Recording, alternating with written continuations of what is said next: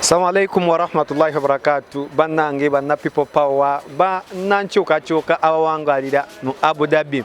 Akawungezi kola lero tuli wano ku family park mu Abu Dhabi era nga tugenda kubeera n'abagenyi baffe abenjawulo. Tugenda kubeerawo n'olukiiko olufuzi olwa UAE chapter nga lukulemberwa omwami Hassan the Rock nga wali atusedda. Tugenda kubeerawo ne honorable member of parliament Madam Aisha Kabanda nga tugenda kubeera naye olunaku olwaleero. Subira ebintu bingi nga tuli enyama, tuli ku muchomo, babachu. Tulinawo ne deputy spokesperson waffe agenda kubeera nga akutuusako buli kimu. Era gwe munnanga ali eyo akyali ewala osubwa kubanga ekintu kyaddinganye edda, emisito gyaddinganye edda, anti mutula tuli mu kwejavaana. Ekyo ngwayeyo osubwa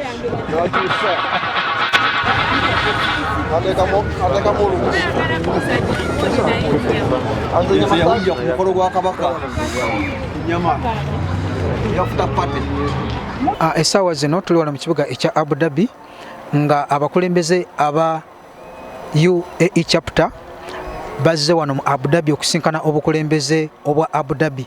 Essaawa zino ndi ne coordinator wa UAE chapter agenda kubako obubaka bwabatuusako mmwe mwenna abawuliza ba Tawira Radio, Tawira TV mumanye biki ebigenda mu maaso. Nyabo coordinator twagala onnyonnyole ku muntu awuliriza lunaku luno kigenderwa ki ekiriwo olwaleero.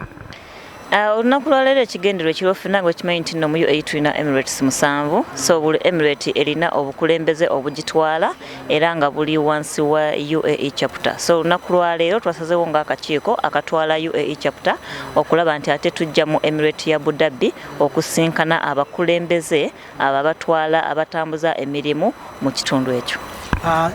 Mu nsonga z'okusisinkana abakulembeze bano kintu ki ekikulu ky'oyinza okugamba kyemuzze nakyo kyemugenda okubeera nga mugayidinga abakulembeze bano? Kyetuzze nakyo si kipya, kyetuzze nakyo kwe kujjako Museveni. Kyemuzze nakyo? Kyetuzze nakyo tuzze okulaba nti ate twongera okutema empende endala bute bwe tuyinza okujjako Museveni. Tetulina programu ndala gye tulina yakujjako Museveni. Kakati waliwo egundi retreat gye mwalimu e Uganda. Bubaka ki bwoyinza okuwa omuntu waffe ali eyo? Bubaka bwoyinza nga nti bwe mbaleetedde okuva e Uganda mmwe abali wano mu UAE bwoyinza okuga nti kino kintu kikulu nnyo musaana mukimanyi? Okay, recently ndowooza omwezi nga gumu emabega twanaliko e Uganda n'abakulembeze ab'enjawulo era ne tugenda ku secretariat era nga twafuna meeting ey'enjawulo okulaba nti tutya nga abakulembeze tuba tulina okusinkana president n'abeera nga atulungamya butya bwe tugenda okubeera nga tutambuza omwaka, butya bwe tugenda okubeera nga tutambuza emirimu. So retreat eyo it was all about empowering the leaders n'okutubuulira ki ekiddako kye tuyinza okubeera nga tutambuza emirimu n'okulaba nti ate nga abantu abakulembera abantu tusobola okubaako ate ebiteeso eby'abantu abo bye batuwa kubanga ffe tubeera nga ba ambassadors. So abantu batutuukirira ne batuwa ebirowoozo byabwe ne batuwa ebiteeso ebyo tuba tulina okubituusa wa president.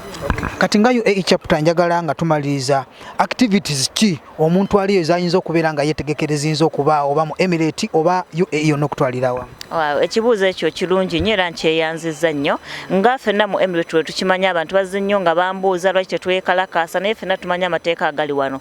Very soon nsaba buli munnayuganda yenna atege Tawira TV tugenda kubeera nga tulina olukuŋŋaana lwe nandiise mega UAE chapter nyiza giyita phase 2 or phase 3 alumamuza. Ekyo kigenda kubeera nga kisingawo nnyo. Very soon tugenda kubeera nga tubatuusaako amawulire nga tuyita ku page zaffe, tuyita ku Tawira TV n'emitimbagano gyonna okubategeeza kiki People Power UAE chapter kyetegese okulaba nti tutambuza obukulembeze ate n'okujjako Museveni. Okay. Kakati njagala nsembiyo kino. Tulina Emirates 7. Njagala omenyeyo ku bakulembeze aba Emirate. Omuntu ali eyo ayongera okubamanya. Okay. Omuntu yenna nga ali mu UAE still ali mu one of the Emirates says omusanvu.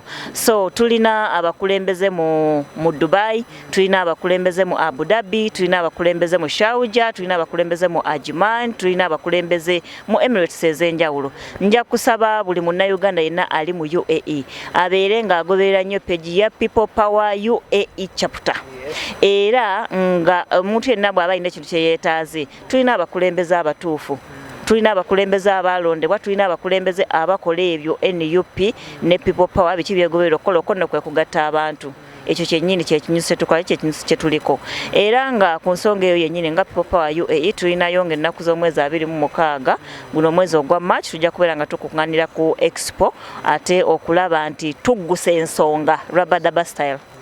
Kakati akasembayo twagala oluŋŋamye bulungi abantu waliwo ebintu ebibadde wano mu Abu Dhabi nga gwe coordinator byolina okubaako ng'oyibaako kyokyogerako ddala mu bukulembeze ani mukulembeze wa Abu Dhabi omutuufu? Obukulembeze bwonna bwe tufuna ensonga tutuula ne tuzimaliriza era ensonga za Abu Dhabi zaggwa kyova olaba olunaku lwaliro tuli wano. Ani mukulembeze wa Abu Dhabi? Omukulembeze wa Abu Dhabi, the representative in Abu Dhabi ye mwami Musa Nyenje and ye mwami Steve era nga bwe representative mu Abu Dhabi. Okay.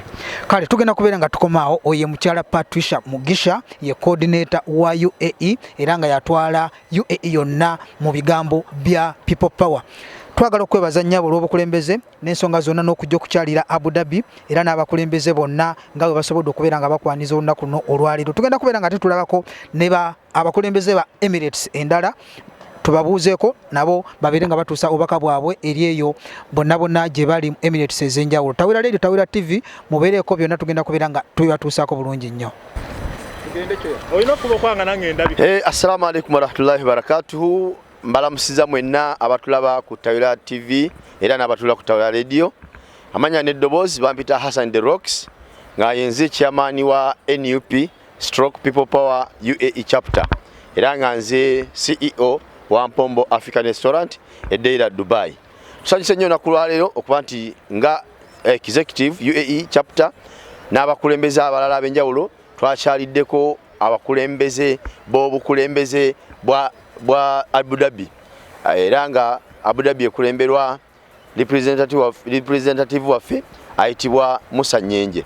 Olwaleero tulina n'abagenyi bangi nnyo abatannatuuka n'abalala batuuse omuli ba honorables omuli ba councillors omuli abantu ab'enjawulo okuva ku secretariat awamu naffe okuva e Dubai nga ffenna twazze wano okubeera nga tukyalyako abantu ba Abu Dhabi. N'olwekyo nja kusaba abatulaba mwenna oba abamanyi obukulembeze bwa Abu Dhabi nti obukulembeze obwo we buli mu mateeka era nga buli wansi wa UAE chapter ekulemberwa omukyala coordinator Patricia Mugisha era nga nze nkolanga chairman ku executive era nga nayo eri wansi w'omukyala Patricia Mugisha. N'olwekyo tusaba mwenna abantu abawangalira muno mu Abu Dhabi okubeera nga mubeera mujoyininga obukulembeze bwa Abu Dhabi okubeera nga mukolera wamu emirimu gya struggle okusigala nga gitambula kubanga kye tusinga okwetaaga nti mu struggle kubeera bumu. Twakitegedde nti era oba tukimanyi bulijjo nti abantu abali awamu be basobola okubako kye bakola nga kitambula ng'omuganda baga nti agali awamu ngegaluma ennyama. Ebbanga lyomala nga mwawukanye oba nga mweyawudde amazima muba muwadde omulabe amaanyi okubeera nga asobola okubawangula olw'enjawukana zammwe. Naye buli mwegatta awamu ne mukolera wamu buli kimu kiba kitambula bulungi era gemaanyi gaffe ate era kyekinafuya omulabe waffe. N'olwekyo mbasaba mwenna abantu ba Abu Dhabi mubeere nga mukwatagana bulungi mubeere nga mukolaganira wamu ffenna nga tuli wansi w'obukulembeze wa chapter obukulemberwa Madam Patricia Mugisha awamu ne executive ekulemberwa Hassan the Rocks n'abakulembeze bonna.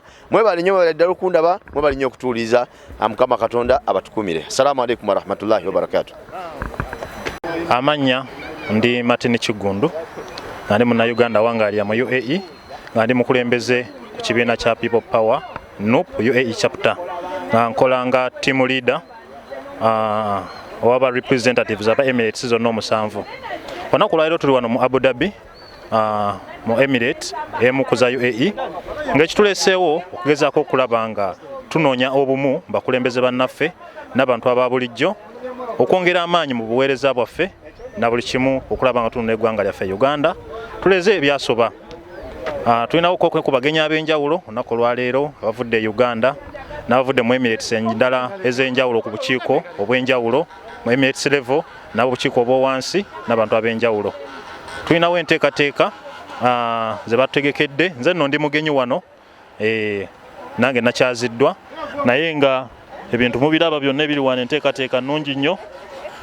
Abeteesese ku byokulya nga mubiraba ebyokunywa weebiri abantu bakyajja era nga tuli beeteefuteefu okulaba nga tufuna ekigambo okuva kuli muntu okulaba ebisoomozebwa bantu baffe betukulembera okufuna ebirowoozo by'abantu baffe byonna okulaba ate nga tubituusa ku bukiiko bw'owaggulu ne ku Secretariat e Uganda eri bakama baffe Robert Kyagulanyi Ssentamu n'abalala bakulembera nabo. People power, our power. NUP everywhere. Bane tubaagala nnyo. Sigadde ndi Martin Kiggundu, Tawera Radio, Tawera TV, mwebale nnyo okubeera nga mutubeererawo mu nsonga za struggle kyakabi. Mbalamusizza bassebo ne bannyabo abatulaba ku Tawera Radio ndi Tawera TV. Amanya omulongo wa Sir Patrick Rujja, nsinziira mu kibuga kye Dubai. Essaawa zino tuli mu Abu Dhabi era nga tulina ensonga ezituleese. Ekisingira ddala obukulu kwe kujja okulaba nga twongera amaanyi mu lukiiko lwaffe olwa NUP People Power olwa Abu Dhabi side eno okulaba nga emirimu gitambula bulungi. Tuzze okwegatta awamu ne bakulembeze bannaffe okuva mu Emirates ez'enjawulo. Tuyinawo abavudde mu Ras Al Khaimah, abavudde mu Sharjah Emirate, abavudde mu Dubai awamu n'ewalala. We tugenda okusinkana wano mu Abu Dhabi akawungezi k'olwaleero. So twagala okulaba nti buli kimu ekikolebwa tukwatagana bulungi mu bukulembeze bwaffe n'obuweereza bwaffe. Buli mutendera gonna okulaba nga information etambula ebeeremu, bwetyo tusobole kutambuza omulimu gw'abakama baffe ogwa NUP awamu ne People Power. Amanya omulongo wa Sir Patrick ng'era ku lukiiko lwa UAE nkolanga ow'ebyensimbi awamu n'ebyembalirira mu kitongole ekyo ekya finance and accounts. Nsanyusa okubabulizaako, nsanyusa okubalabako, ate mwebale kuwagira Tawera Radio ne Tawera TV. Mweyongere nnyo okugiwagira n'okugiraba kuba TV yaffe wano mu UAE ewagira struggle awamu n'okukwata emikolo gyonna egya struggle mu mbeera eno. Nabo beetaaga tubawagire nga tubaddizaawo ku ekyo kye batuwa. Mwebale nnyo, mwebalire ddala. Barakatuh. Wa alaikumus salam wa rahmatullahi wa barakatuh. Alhamdulillah wassalatu wassalamu ala ashrafil anbiya'i wal mursalin. Ashhadu an la ilaha illallah wa ashhadu anna Muhammadan abduhu wa rasul.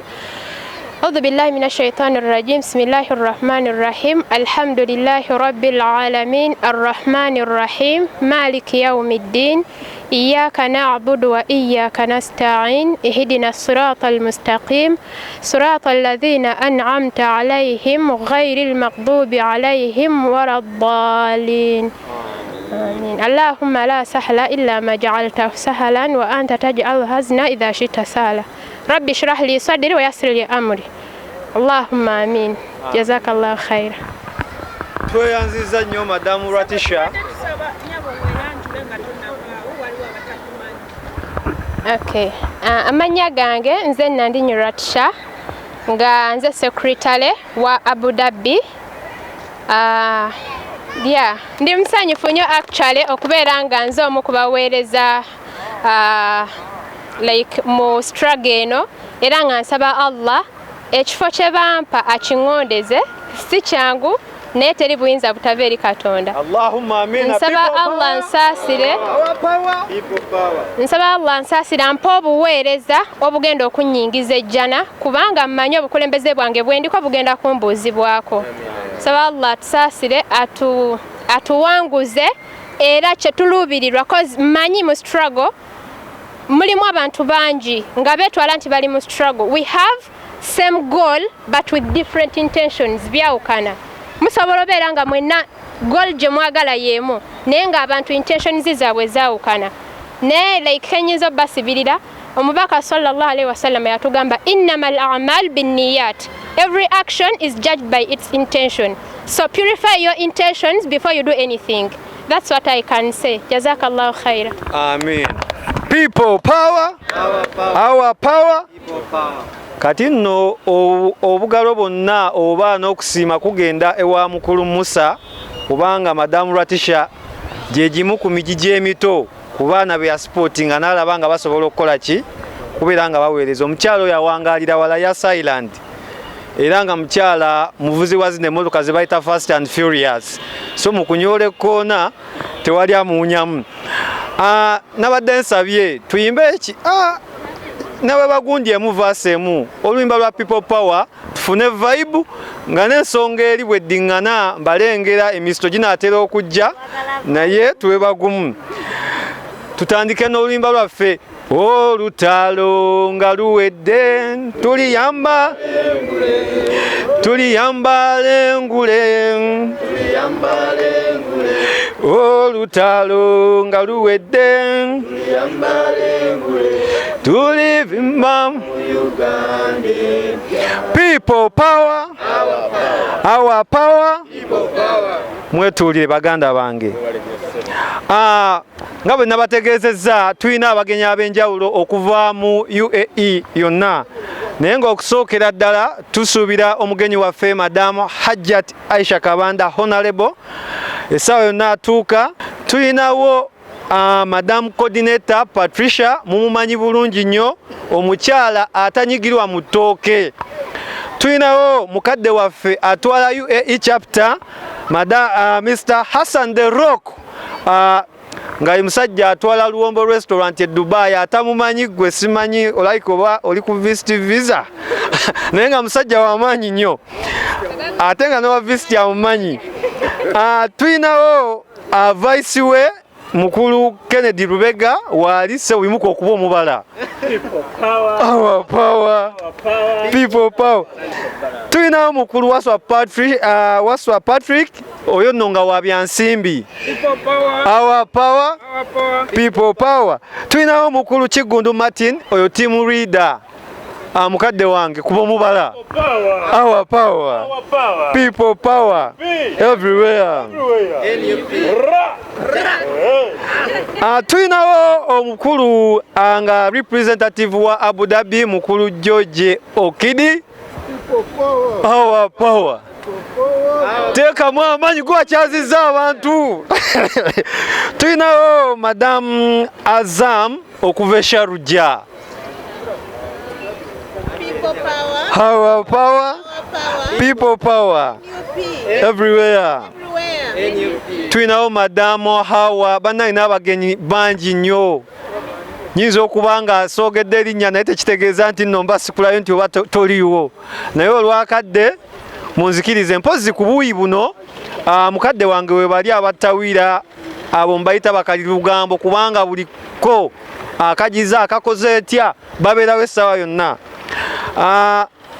Munzikirize mu kaseera kano nabadde wakuyita representative waffe mu Abu Dhabi abeeko baka bwabatuusaako naye wadde Musa taliiwo ate alina vice. Munzikirize mukulu Okedi ajje abeeko baka bwatuusa eri UAE chapter wamu n'abantu bonna okutwalira wamu. Sebo, you are most welcome. People power, NUP, Everywhere. I'm not a good speaker,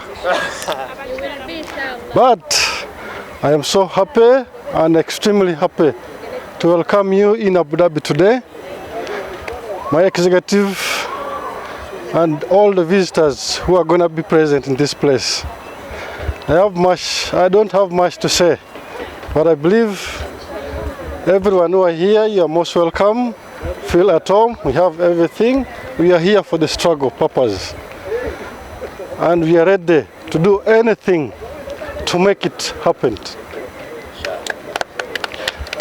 And I'm sending message to all the northerners. Stand up. Let's do this together, because if not, we are going to be due for the rest of our life. We have no any other place than home, and that's Uganda. Let's get together and make sure we liberate our country. I thank you and I welcome you all in this place. Tweyanziza nnyo tweyanzege. People power, our power. Tweyanziza vice. Mu kaseera kano bakadde bange munzikirize ngenda batuusaako mukadde wange kubanga nkiwa akaddeko yerekereza bwerekereza naye nga y'omu ku baakedde wano chairman waffe owa UAE chapter mukulu Hassan the Rock era ajja kubanjulira akakiiko ke tujja kufunayo ekifaananyi kyawamu ng'akakiiko then waddembe okubaako obubaka bw'abagamba then oluvannyuma ssebo w'ekitiibwa ojja tuyitira Madam Coordinator atuweyo ku bubaka kubanga ate engatto nnene so agyeteekamu nze kumuyita naye gwe nga bw'oliwo w'ekitiibwa ojja kunnyamba bw'onooba ova waggulu ng'omaliriza ensonga zo otuyitire Madam Coordinator abeeko obubaka bw'atuuse abantu then oluvannyuma alinayo ekibuuzo kyonna ky'owulira oba kyoyagala okuyiga oli waddembe okubeera ng'okola ki ng'okibuuza. People power. Our power. NUP. Everywhere. Assalamu alaikum warahmatullahi wabarakatuh. Abatulaba n'abatuuliza mwenna sanyuse nnyo okubeera mu kifo kino ekya Abu Dhabi wano mu Family Park mu kitundu kya Abu Dhabi. Amanya n'eddoboozi bampita Hassan the Rocks nga nze chairman wa NUP stroke People Power UAE chapter, chairman wa executive. Era ku side endala nze CEO wa Mpombo African Restaurant esinganibwa e Dubai eddeira kumwe n'abatera okuyitayo mugimanyi bulungi nnyo. Ensonga etulese wano olwaleero twazenga abakulembeze ba executive etwala UAE yonna okukyalira ekitundu kino ekya Abu Dhabi ewali representative waffe ayitibwa omukulu Musa Nyenje ne Mr. George Okidi ava okwogera essaawa eno gwe mulabye ne tujja tubakyalireko mu mbeera ey'okulaga obumu n'enkolagana ennungi. Ngera madam ngabo mnawulira ebigambo bya Madam Coordinator nga azze okwogera gye muli embeera yaliwo Abu Dhabi gye mwali muwulira nti ate bano bali side eno bano bakolagana bano embeera eyo twatula ne tugikanyako neggwa neterera era ensonga kintu tulina obukulembeze kati obwa Abu Dhabi obumanyikiddwa obulungi era yensonga kitusituse ne tujja wano olwaleero okwongera okukakasa abo bonna abali bakyalimu okubuusabuusa nti Abu Dhabi yeekutula ku UAE chapter bannaye tuli wano Abu Dhabi nga executive etwala UAE chapter kabonera akalaga nti Abu Dhabi eri under UAE chapter tewaliwo muntu ayinza kugamba nti Abu Dhabi tebali wansi wa UAE chapter. We are not divided oba kitegeera so nga bwennyongero basaba nti okubeera obumu n'okukolera awamu gemaanyi gaffe ge tusobola okukozesa okubeera nga tununula eggwanga lyaffe. Ebbanga tunamba nga twawukana n'okuloweza mu njawukana tetujja kusobola kubeera nga tubeera b'amaanyi okusobola okununula eggwanga lyaffe. Tetugenda kukoma wano wokka, tugenda kukola omulimu ogufaanako bwe guti ogw'okugenda nga tukyalira states ez'enjawulo naddala nga executive n'abakulembeze ku mitendera egy'enjawulo. Olwaleero tuli wano Abu Dhabi ate olulala mujja tuwulira nga tuli Alaini, ojja kula ate nga tuli Ajumani, otuwulire nti ate tuli Rasul Kaima era otuwulire nti tuli Dubai. So eyo tuwa tugenda gikola nga UAE executive UAE chapter nga tugenda tulambula ebitundu ebyenjawulo n'abakulembeze ab'enjawulo. Ekirala kyennyinza obbagamba ng'ennaku z'omwezi 26 UAE chapter tutegese ekiyitibwa mega tourism oba okulambula okwawamu ffenna nga UAE yonna era nga tugenda kulambula ye bayita Expo Dubai Expo.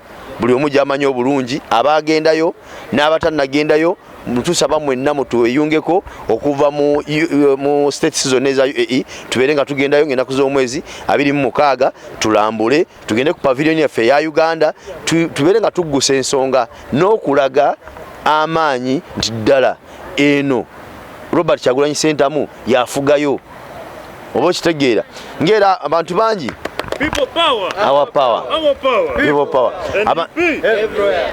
Abantu bangi bateeka nnyo ekibuuzo ku social media nga babuuza nti bannange ani afuga eggwanga lino nga babuuza eggwanga lya Uganda oba mukitegeera naye waliwo ekigambo okufuga n'okukulembera.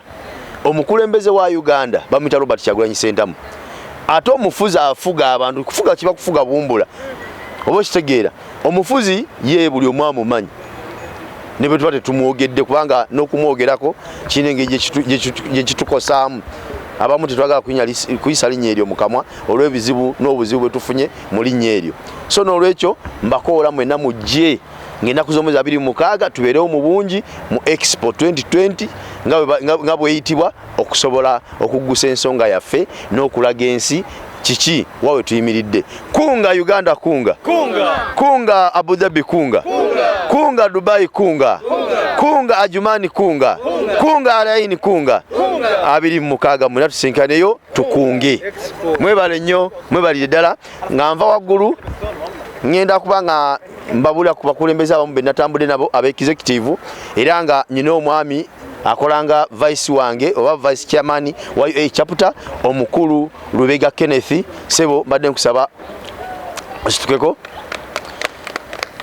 natambudde n'omukulembeze akwasaganya ebyensimbi oba minister w'ebyensimbi atali Mateya Kasaijo omubbi wabula wasa Patrick oyo yakwasaganya ebyensimbi ku UAE chapter ndiko executive then omulala wenaze nawe executive omwami Saabawandiisi wa executive Mr. Kagwa Ibrahim Tamim wali wano alabika yetodemuko katono ninga netwaze naye general secretary wali then tuinawo ne leader team leader alidinga ba representative bonna betulina omukulu Martini Kigundu era naye twaze naye wali wano nga bwabagambye kunga people power our power people power NUP everywhere then abalala abakulembeze abali wano waliwo abajja banjula abavunanyizibwa mu kubeera nti babanjula then nasembayo nguyo sigenda kumwogerako bwogezi wabula nga ngenda muyita abeere nga ajja mu bitiibwa bye mukyala mutono waliwo omuyimbi yayimba agamba mbu I'm a simple man with a big profile. So no small lady with a big what? With a big profile. Ngati omukulembeze atugamba nti bondabo obutono tonyoma waka akola ki wali simanyi lwaki eno ligimu abantu abatono mu size bamaanyi nnyo singa ffe ab'embuto oba okitegeera so ngaluwedde tuliyambale ngule olutalo ngaluwedde tuliyambale ngule tulivimba mu Uganda empya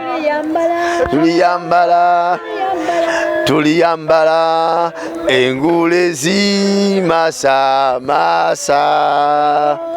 olutalo ngaluwedde tuliyambale ngule tulivimba mu Uganda empya people power our power people power our power kunga people power kunga UAE kunga jati Aisha Kabanda kunga kale banange twali kyagenda mu maaso omugenyi waffe omukulu n'atuuka honorable Hajati Aisha Kabanda woman MP Butambala constituency na mbadde watukidde nga ngenda kuyita madam coordinator aberenga ajja ebisigadde byonna n'ebinaddako yajja okubeera nga bitugamba people power our power NUP everywhere NUP omanyogo gwe mubala gwaffe nsanyuse nnyo okubalaba mwenna muli bagenyi bange nsanyuse nnyo okubalaba omugenyi waffe omukulu honorable Hajat Aisha Kabanda kusaamu nnyo ekitiibwa maama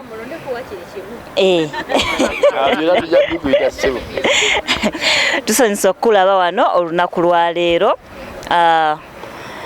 wano wetuli ye Emirate ya Abu Dhabi era nga olunaku lwa leero twateesezza nga executive ne tugamba nti nedda tulina okulaba nti tubeera mu Emirate ya Abu Dhabi.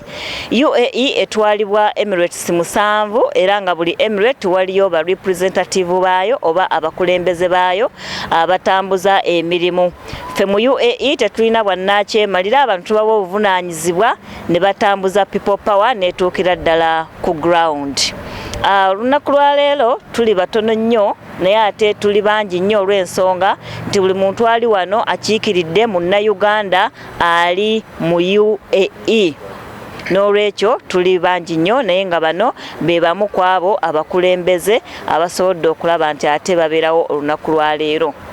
Honorable otusangidde tubadde twayogedde dda twayokezza ennyama wano mu Dubai tuli mu freestyle tuli mu rabadaba style tuli bavubuka tuli bato tweyagala so emirembe bwe giti mbadde ngamba muganda wange nti olaba muganda wange wali mukulu Jona owa Ghetto TV wali nnyo ennaku ffeno mu njogera ffe tugamba nti yasomye ne tugamba bannaye eri paaka zeeri nze bwe mpita ye Uganda zirimu bataliyoni zirimu emmundu zirimu emizinga so ensi yonna ey'emirembe bweti bwebeera abantu bajja mu paaka ne boogera ne basanyuka ne bongera ate okuggusa ensonga. Ensonga gye njagala okwogerako olunaku lwa leero byebyo ebigambo oluusi ebibadde biyitiŋŋana ennyo era nga waliwo abantu abalindirizi nga batandise okwawulayawulamu UAE nga beefaananyirizaako dictator agamba nti Kampala eve mu Buganda naye ate esigale nti Kampala si ya Buganda naye ate ng'eri mu ki ng'eri mu Buganda. So wabaddewo ensonga nnyingi ezibadde zijja nga ziyitiŋŋana Abu Dhabi chapter. Baganda bange ffenna abali wano tulina omulabo omu ye Museveni era gwe tugenda okujjako ne tukuleetinga chapters 10 oba chapters 2 ng'omulabo akyaliwo tetulina gye tugenda. Mu People Power tukubiriza nnyo okulaba nti tutambulira wamu obwenkanya n'obwerufu n'okuggusa ensonga ezo zennyini ezatuleeta mu struggle muno okulaba nti ate omulabe tulina omu bwe tubanga tulina okujjawo. So nenyongera okubiriza baganda bange baganda baffe ffenna abali wano omulabe tulina omu tetulinayo mulabe mulala munna Uganda munno si mulabe gundi ne gundi si mulabe Okero si mulabe Mugisha si mulabe omulabe tulina omu so tulina okulaba nti twegatta okwongera ate okulwana tuzeewo ekitiibwa kiri nga we twatandikira cause united we stand and divided we fall. So bannayuganda ffenna abakulembeze abali wano nja kubasaba obubaka bwe muzaayo mu bantu kwe kulaba nti ate abantu baddayo ku mulamwa baddayo ku nsonga ensonga yatuleeta ffenna wano okuŋŋaana wano olunaku lwa leero si buyinza si bukulembeze si titles but kwe kulaba nti tukyusa Uganda okubeera mu Uganda eyeeyagaza. People power, our power, People power. Omugenyi waffe omukulu olunaku lwa leero actually omukyalo ono bwentera nnyo muyita honorable ngamba mpita Aisha naye oluusi kinkalubizaamu so nja kusaba okkirizenga embeera bweneeba etambudde. Sijja gamba nti mugenyi mukulu wabula muganda waffe mwannyinaffe mukulembeze gwe tulabirako azze okutuluŋŋamya kubanga obukulembeze bubanga tebuteredde tewaliwo kintu kyonna kiyinza genda mu maaso. President bwe yali wano yatugamba ebigambo n'agamba nti ffe abakulembeze bwe tunaabanga tetwetereezezza tewalina kintu nekimu kigenda kutambula. Ffe ng'abakulembeze tulina osooka ottereera ne twetereeza eri abantu batulinze bo balinze kulaba ffe kyetukola ki kyetubawa n'olwekyo tulina okukuuma ekitiibwa ekyo eky'abantu abatutunuulira ne tumanya nti sambadde kooti ŋŋanze kubanga ndi mutono ŋŋanze ne n'omanya ki ky'oli ekyo ky'owa eri abantu.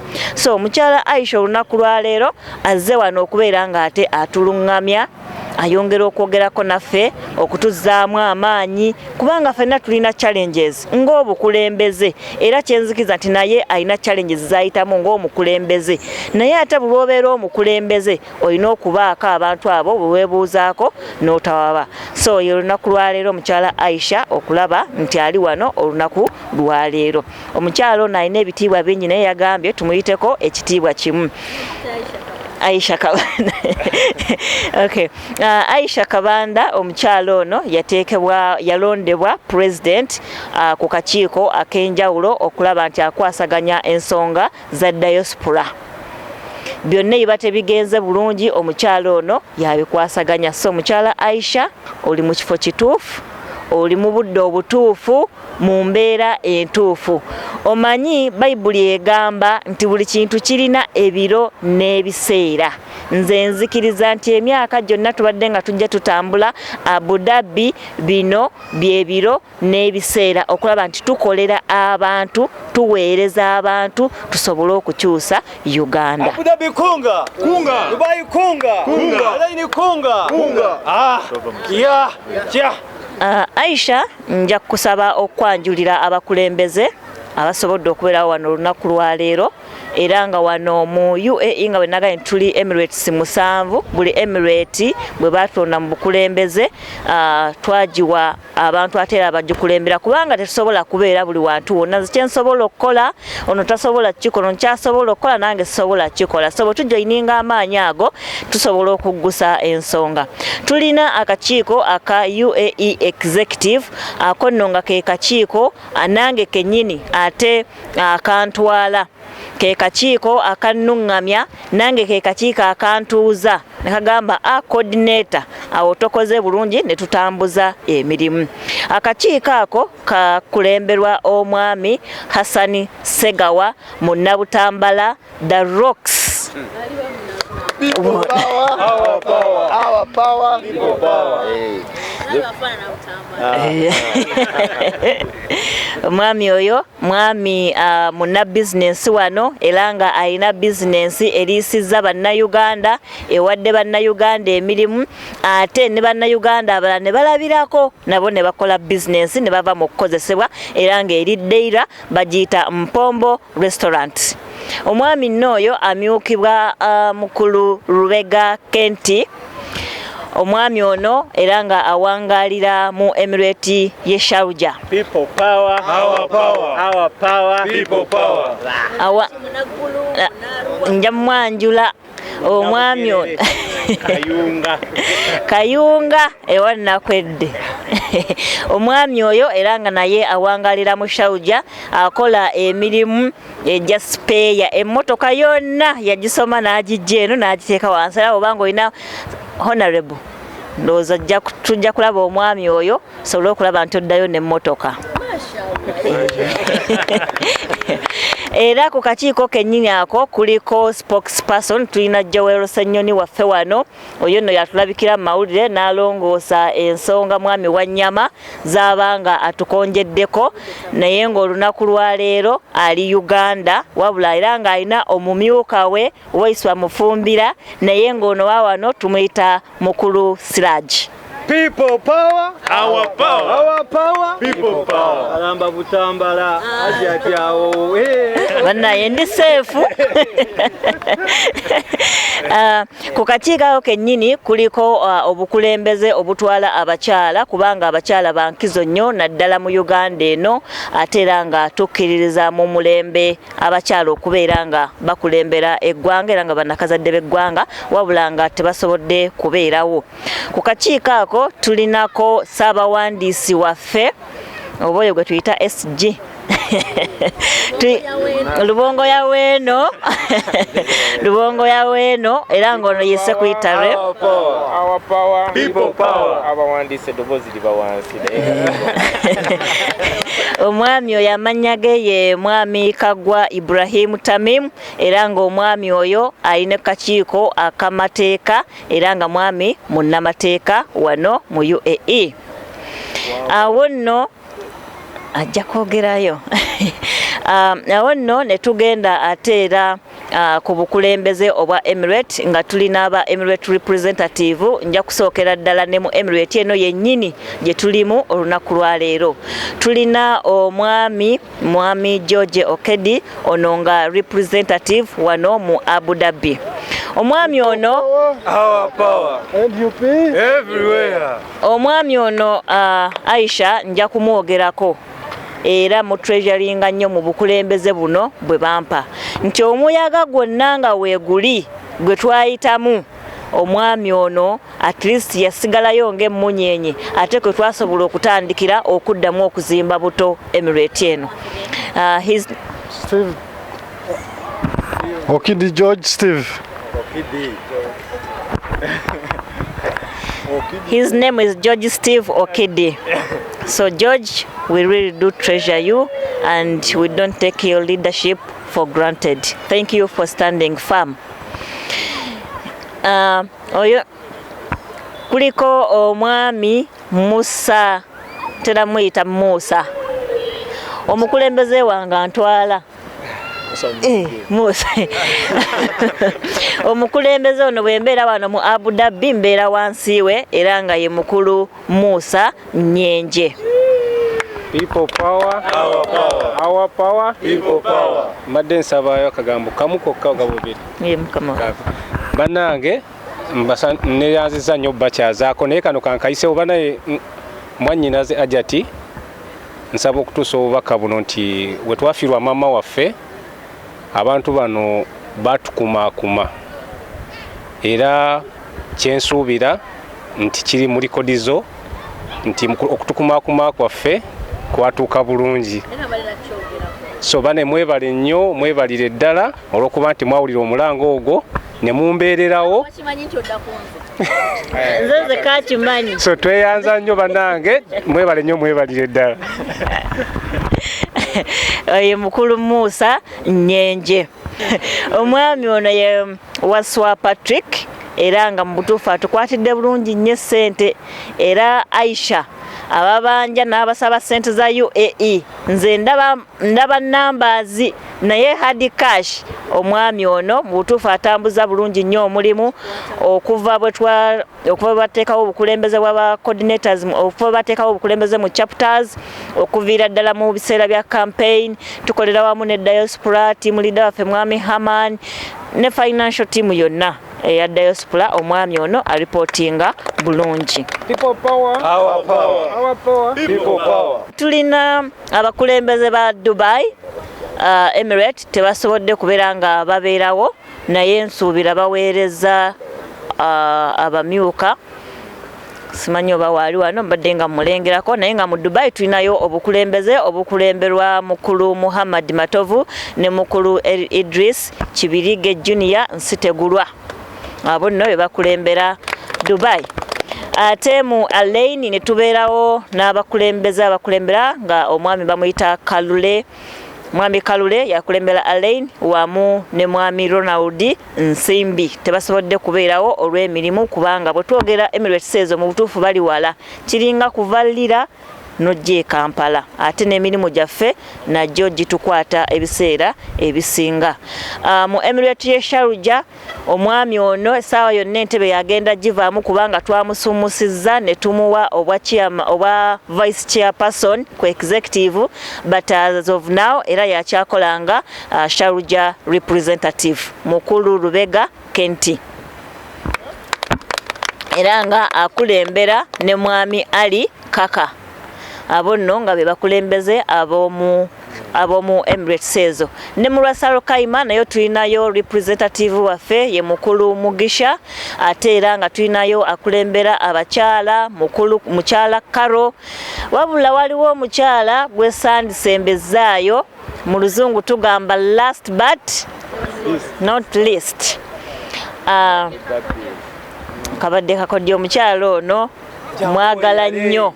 Wano tuli waka mukyala Aisha tuyomba ne tutakkiriziganya bati ate twewabula.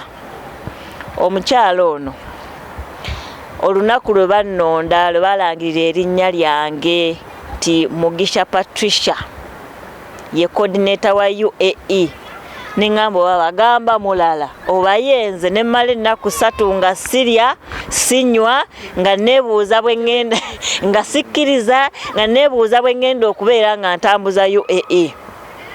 Omukyala ono kinene nnyo mu bukulembeze bwa UAE.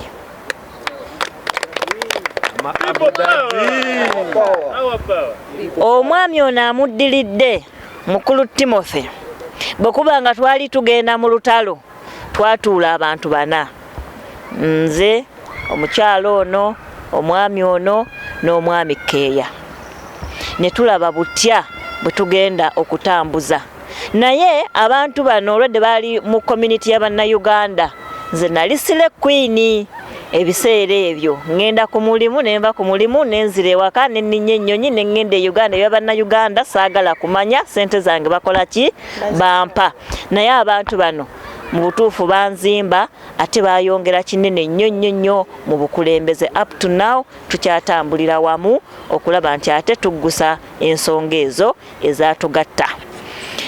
Mukyala Hawa Nasuuna Mumbejja, Mama Abu Dhabi, Kibumba kya Bobi Wine, mama w'abaana, muganda waffe. Bannaye simanyi bye nnyinza kumwogerako naye nga akoze omulimu munene nnyo and mukyala Hawa tusiima obukulembeze bwo. Aisha sina kye nnyinza mwogerako but she's a great woman. Tuleona mu bukulembeze nga ffe tumanyi kaadi za metro, okwata metro n'ogiteekako n'otambula n'ogenda. Omwami ono ng'alinawo akamotoka ke ng'atutambuza eno eri Timo jangu eno n'eri. So omwami ono abaddewo naye kinene nnyo ku bukulembeze bwa UAE ate n'okulaba nti tuzimba abantu abalala bwe tubeera nga tusobola tutuukako na metro. Omwami ono naye abaddewo nnyo n'okuwa amagezi mu mbeera zonna. Omwami omu wali muffe naye nga taliiwo right now. Engeri gye mbadde njogera n'abantu wembadde nyanjula abantu bentandise nabo ye mwami Keeya. Unfortunately nga bw'omanyi ebyali mu diaspora so netulabika nti waliwo embeera eriwo naye nga nze ng'omukulembeze nkyakkiriza Katonda nti ebintu by'okwawukayawukana mu bukulembeze tebirina gye bitutwala era inshallah nzikiriza one day we shall sit on one table with him.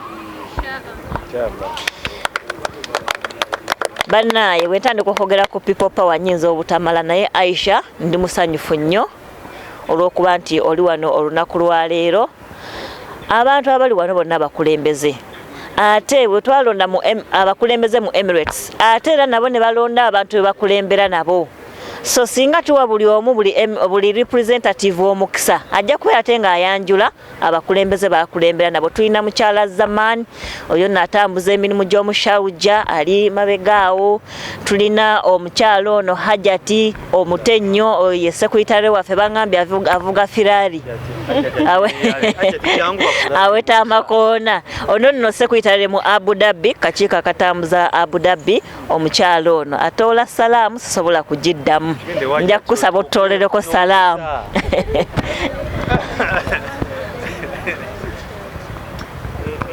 Era mu Abu Dhabi tulinamu omukyala akulembera abakyala oyo nno nga ye mukyala Damali ali mabegaawo. Jangu okuva mubala mwana wa mama.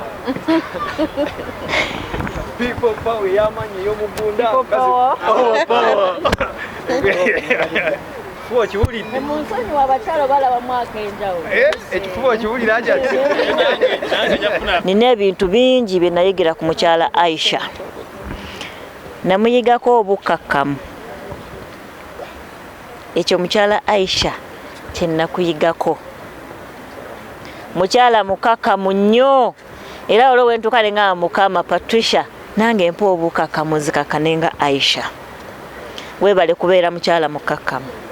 Era tukuyigirako ebintu bingi nnyo nga ffe abakulembeze abato abajja ate mu maaso eyo naffe tubeereko be tuzimba. Tukkiriza mu bukulembeze era nzikiriza mu bukulembeze nti waliwo amaanyi mangi agabeera gali emabega eyo. Waliwo abantu bangi ababa batutunuulidde that if we fall, if we go astray, there are people betugenda okubeera nga bakosa emitima. Ekyo kye kitukuumye nga tuyimiridde, kye kinkuumye nga nnyimiridde era kye ngenda okusibirira n'abakulembeze bano olunaku lwa leero mu Abu Dhabi. That challenges will be there. Ebigambo bijja kubeerawo but lwoba oyagala okubivaamu waliwo gw'ogenda okukosa omutima. Waliwo ali emabega eyo agamba nze ni mu people power lwa Patricia, nze ni mu people power lwa Musa, nze ni mu people power lwa muntu bwati ne bwati ne bwati. So tetuliwo ku lwaffe naye tuliwo ku lw'abantu. Bannaayi sijja kwogera nnyo ennyama ewoola. People power, our power, NUP, everywhere. Abu Dhabi kunga, Abu Dhabi kunga, Dubai kunga. Science nti obukulu abwagalira ddala Ebumu ku bubonero bwalaze bebagambe wano mbw resigninze simanyi resigninze second satu n'amala n'addamu mu gavumenti. Those are signs of someone agenda mu politics and everything is done. Mpulidde ennaku ng'ennuma mu mutima bye baŋŋambye mbw abantu vuuka luno basibwala bambala t-shirt simanyi muhoozi What are you doing here, man? Genda muwolereza obeera eri project yo obeera no project mu bantu babonaabona kubanga ensi yaabwe yamala okubalema naga tugenda tulombereko eno kati oli eno project ogitambuliza eno kituufu mukkiriza Prime Museveni yafuga generation ya taata we kubanga kitawe yali akyaliwo n'afuga eyiye n'eyabaddako naye mumukkiriza omwana we n'ajja n'atwalamu agenda kutwala n'abaana bammwe n'abazzukulu batwala You need to be very serious people. Yeah. Mulina okubeera serious olwaleero nnyo okusinga n'emabega. Mpulira abali great nga simanya akalulu tumanyi tugenda kukiwunzika luli ne tutakiwunzika. Haven't you had you people struggles that are taking on for 40 years and plus? Yeah. Temuzimanyi revolutions for 40 years ng'abantu balwana. Ffe twakabeera mu kagibala tugitandise kuno n'ekyagulanyi. Tugibaddemu emyaka emeka? 5.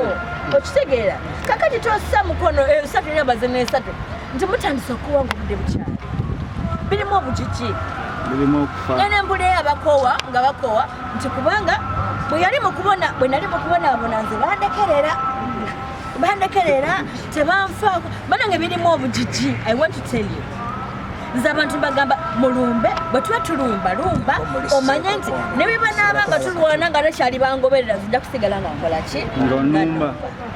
Twali juzi wano nga basenshalinga mwanyinaze zange buli omu ne bamutiisatiisa likakiiko ketutuulako nali kakiika buli omu n'atya nembaga nti newenaba nga nsigaddemu bwe nti ku ddoboozi ya zaake nja kuyimirira naye sisobola kumulekerera kubanga ye wange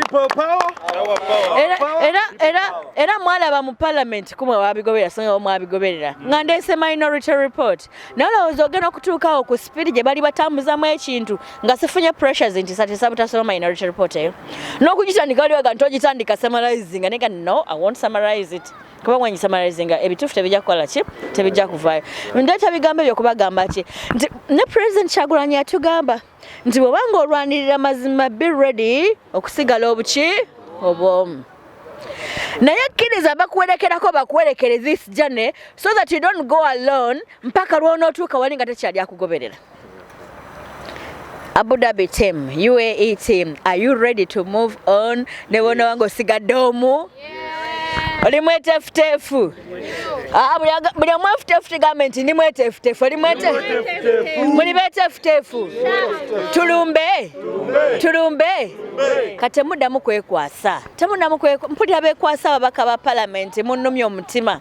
Let me tell you buli omu alina kyasobola nze byensobola gwe tobisobola okitegeera ate naye byosobola nze sibikola ki sibisobola eri abalina ssente ng'alina ssente asobola ziteekamu ne bwonna omugamba nti genda oyogera ekigambo kimu tasobola eri asobola okukanyuga ejjinja gasobola akajanja nemuga nti genda oyogera ekigambo omwana wange ejjinja lyangu nnyo okukanyuga okusinga ekigambo okitegeera so buli omu alina amaanyi ge.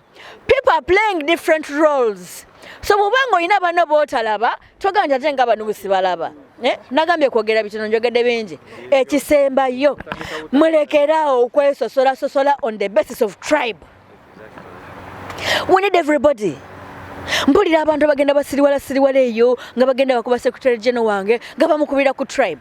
They don't have any other reason n'ensonga yaabwe mukubanga ye Lubongoya baba Lubongoya muganda wabali kamona nagamba nti no teri banyankole bakoye Museveni anakulimba they are many buli wamu gye bali so mulekeraawo okuba abantu on the basis of tribe. Si buli munyankole nti alidde mu gavumenti eno bangi balina ennaku bangi abaana be basomye tebalina mirimu bangi tebalina wakubeera bannaku bazibu nnyo nabo balwananga ffe tukola ki bwe tulwana.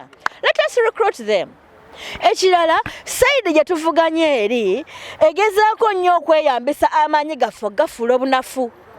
Amanyi gaffe gegaliwa nti twawamba tulina region ya Uganda emwe gye twawamba netugibuutukira tewabangayo opposition egendeega neyo gati ewambye newambira ddala nebuutukira okitegedde nono okubanga twawamba Buganda ne tugibuutikira kati bagifuula ensonga ogandi musosola tekibateeka ku defensive kijja basa ku defensive singa mutandika okulwana balubongoya okulwana bamugisha nga mubalwana kubanga bagwanga ddala ekyo tekitegeeza nti bakola ebikyamu musirike tukulyawo mwana bwokola ebikyamu bagwani tukulyawo fere tukulekaawo naye tusinzire eno region gye tuyina efuuka stepping stone yaffe to go into other regions okitegeera it's our stepping stone it's not a weakness babeere ne boogera simanyi Buganda simanyi muwangula Buganda it's not a weakness by the twawangula Buganda yonna twawangula wonna twawangula yonna nze nnyabo bannange mwebale kumpa amabugo mwampa amabugo mabyo omwana yagatuusa yajja n'aziika n'okuziika yese Sewankambo he came all the way to Ibanda n'aziika mama nga akaluba kayita Kiburara naye wekiburara awo twaziika mama wangawo Besigye yayisimbawo ku opposition ebbanga lyonna yali tawezanga ku polling station eyo bululu 10 afuna 10 afuna 7 Robert Kyagulanyi kuluno yafunawo bululu 7 nga maaso gawo waddiso waneweno waradisi nentwabufunawo how kitegeeza nti abantu bedi nabo banoonya change natubalage nti tuli accommodative we are all one twagenda mu direction yemu tujja kutambulira wamu n'ebigambo ebyo njagala tulye ennyama njagala enkya mukole enteekateeka tugende tunoonye bannyinaffe bonna wendi bawadde ennaku meka 3 Nejibuna mwagala meeting enene tugikole. Bwe twagala ku reconciling timu zonna tuzireete tutuule. Nja kuba nessanyu nzizayo report ennungi nti abaana ba UAE bamaze byonna twasaza okutambulira wamu Katonda nga yembezi wange. Kula Katonda n'ensi yange twagala Kyagulanyi kontiko. Amina. People power? Kunga UAE kunga. Kunga Patricia kunga. Kunga mwena kunga. Kunga nyenje kunga. Kunga Kabanda kunga. Kunga mama kunga. Kunga youth kunga. Kunga turumbe kunga. Kunga tugende kunga. Ale mwebale nnyo mwebale ddala. Eno cake ikoleddwa ttiimu ya wano ya Abu Dhabi ngetugamba kukunga bwe tuba tukunga kyetusazeewo okukola reconciliation yenkulu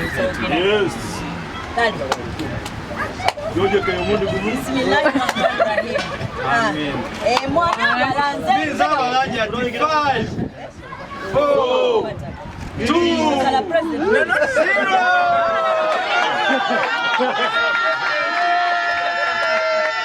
Mwenagala kusala president. 8 5 2 0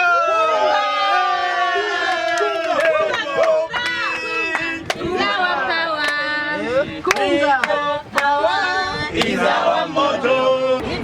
Bada ka video ngandide. Benna.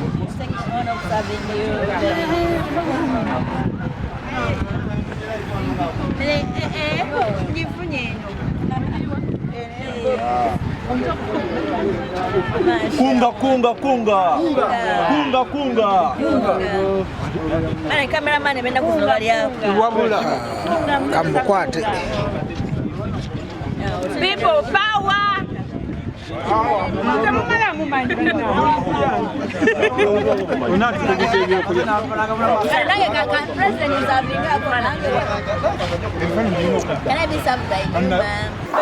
Johnson Sengendo njagala okubebaza mwenna abadde bagoberera ebigendano mu maaso olunaku olwaleero abakulembeze ba People Power mu UAE chapter nga bakulemberwa omukyala Patricia Mugisha tubadde wano ku Cornish Family Park olunaku olwaleero era nga omukolo gubaddewo kubeera nga banjula akakiiko ka Abu Dhabi akalondebwa era nga wabaddewo omukulembeze okuva e Uganda omukyala Honorable Aisha Kabanda naye nga abaddewo y'omu ku kakiiko aka NUP akaliwo okutawula entalo ezibeera ziriwo mu bukulembeze obwa NUP era nga asinkanye abakulembeze era nga agenda kubeera nga ayongera okuba miitinga bonna abakulembeze abali wano mu kibuga ekya Abu Dhabi era nga wabaddewo n'abakulembeze okuva mu Dubai Sharjah wamu ne Alain nga babaddewo okulaba nga enteekateeka eno etambula bulungi omukolo gubaddewo no ku Cornish Family Park wano mu kibuga ekya Abu Dhabi. Johnson Sengendo ku Lwatawira Radio mubeere bulungi mweraba.